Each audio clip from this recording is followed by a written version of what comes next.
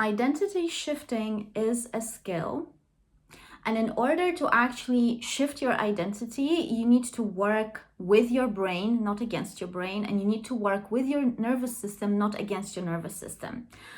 And I'm going to give you the actual 3 questions that will allow you to open up to the idea of identity shift from a very different perspective, and that will allow you to bring in a proper action plan put in place so you can see that identity shift is your commitment to yourself and your promise to yourself not to get to some things from the outside of you to change, but actually to shift your identity because this is what you truly want. And then the results from that, of course, will follow because your actions, your behaviors, your emotional states, and your thinking patterns will be different because you shifted your identity correctly.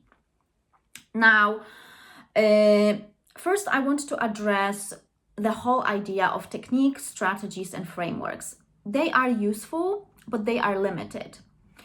All the things that are almost like that you are using, but they are on top, but you are using them on top of your current identity, they are literally reinforcing your current identity. And because you want to shift from the current identity to something that is not conditioned by your past, therefore, a lot of you guys are almost changing the vocabulary, you're changing the language, you're intellectualizing certain things and hoping and trusting that this framework is going to do the work, but you're still disconnected from yourself and you're still doing the identity shift from that place of force and from the place of pushing your brain and pushing your nervous system to do something that you want, that your conscious brain wants, but there's still a lot of, I would say, material, unconscious material that you haven't addressed. And that's why the first thing that you absolutely must address is your current identity. Because on the path of identity shift, you need to learn 2 things. You need to learn who is the person that I am now. Now, there are specifics to that person. I'm going to give you the specificity of that person in a moment because you will have to answer yourself these questions, just like you will have to start asking yourself this question from that place of a new identity. So you have to know your old identity, so your current identity that you're operating from, you have to know it inside out. Now, you cannot know something inside out if you are escaping it, if you are avoiding it, if you are trying to force and change and put pressure upon it. So you have to put yourself in a space of love and kindness towards yourself now as you are now, and ask yourself these questions. What does my current identity need? What are my current needs and how am I meeting those needs? And no general answers, guys, because when you give general answers, you're just gonna get general results, which you know by now that these general results gives you nothing but repetition of the old patterns. Yeah? Now, the other question, so the second question, what does this current identity want and how does that current identity that I am operating from is meeting those wants? Again, look at the last day. What did you wanted? What did you want and how did you fulfill that? What did you want? What did you need and how did you fulfill that? And the last question, what does this identity prioritize? And how do you fulfill those priorities? Now, again, as you can see, no general answers. So there'll be no general answers here. You have to be as specific and as detailed as you can be. And think about the last day. Think about yesterday and answer these. Now, you're going to see then problems straight away. Because what you will probably become aware of is that a lot of those needs, some of the times you don't even know what you need, you don't even know what you want, and you don't even know what you prioritize, which means that the priorities, needs, and wants are unconscious. If it is unconscious, it's running on your old conditioning, and this is the secret revealed to why you keep on looping in your life. Because you don't really even know your current identity. You don't even know yourself. How can you know yourself if you don't know your needs, if you don't know your wants, and if you don't know your priorities, and if you're not acting upon them consistently? Unless they are unconscious. And in that case, like I said, if something is running unconscious, then I can put a bet on that, and I can tell you that that's the old conditioning that is still running you, the way you operate and behave in this world. Now, when I say conditioning, I don't say bad or good or wrong or right. Conditioning is neutral. Conditioning is whatever soup you had been brought up in, whatever culture, tradition, family dynamics, whatever that was. From my perspective, I don't place a judgment on that. I'm just saying that these were the conditions, the soup that you had been, that you had been surrounded by, and that conditioning created a certain result in your life. That's it. And I'm not making, you can place, an assessment on these results, but the conditioning, again, a lot of the times, guys, when you judge the conditioning, you almost like you come back to the past and you start analyzing the past and start blaming people. You got to put that really aside if you want to truly shift. Now, so why you even need to know the current identity needs and wants and priorities and make them from unconscious to conscious? Because you need this for discernment. Without knowing your current identity that you're operating from inside out, you won't be able to discern whether that particular action is coming from the old identity, aka from old conditioning, or from the new identity. New identity, I mean the identity that does know what they need and why they need it, what they want and why they want it, and what they prioritize and why they prioritize this. As you can see, that is someone who has self.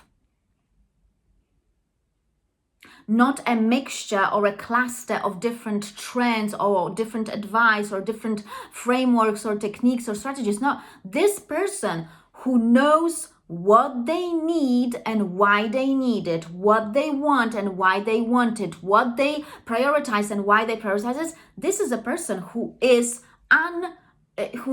very difficult to manipulate, because they know all of it about themselves. So if another person is judging their needs, wants, priorities, that is just their judgment, and that's okay for them to have the judgment, because you already know yourself and you're like, that's okay for us to be different.